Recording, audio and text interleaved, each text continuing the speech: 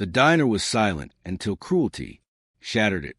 An 81-year-old veteran, a man who once fought for his country, was struck across the face by a stranger, half his age. But what no one expected was who would walk through that door minutes later. Before we continue, if you believe in respect, loyalty, and the quiet power of family, hit like right now. Subscribe for more stories that reveal humanity's hidden strength, and drop a heart in the comments to honor every veteran who still carries scars we cannot see. That morning, sunlight, the veteran gets slapped, spilled to the wide windows of a small town diner. The place was quiet, the clink of coffee cups almost too sharp in the stillness. At a corner booth sat Walter Branson, 81 years old, a Korean War veteran. His boots were worn, his flannel faded, but his presence carried a dignity no years could erode. This was his ritual every day at 8:15, coffee in hand, nodding politely to the staff, who knew him simply as Mr. Branson. But peace can shatter in a heartbeat. At the counter, a younger man with sharp eyes and an uglier temper argued with the waitress. Shock and silence in the diner. About his bill, voices rose, plates rattled, and then he saw Walter watching quietly from his booth. Something in that steady gaze pricked at the thug's fragile pride. Fury flared. He stormed over and without warning struck Walter across the face. The sound cracked through the diner like a gunshot. People froze, cups shook, the waitress trembled, and Walter, his cheek burning, did not fight back. His hand rose, not to strike, but to steady himself. His silence was heavier than any blow. Around him, customers lowered their eyes. Not one moved, and in that, the waitress notices something. Moment Walter felt the ache of the world, not for himself, but for what respect had become. Minutes dragged. He remained in his booth, heart heavy, body weary. The diner, once his refuge, now felt tainted by cruelty.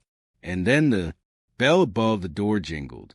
Boots thundered against the floor. Leather, vests, tattoos, an aura of unshakable presence. The room shifted as a group of Hell's angels entered, the air thick with their authority. At their center was a man with a graying beard and steel. In his eyes, he scanned the room, and the sun arrives. Gaze landed on Walter. Recognition, blood, family. It was Thomas Branson, Walter's son. Years estranged, paths divided, but tied forever by lineage. Thomas's eyes hardened when he saw the bruise on his father's face. His fists clenched, but he did not lash out. Instead, he walked the booth, sat across from his father, and laid his hand over Walter's trembling one. A silent bond, unspoken but unbreakable. The thug, still lingering, sneered. The Hell's angels walk in, mockery on his lips. But the weight of the room had shifted. The bikers stood behind Thomas, unmoving, their silence more dangerous than threats.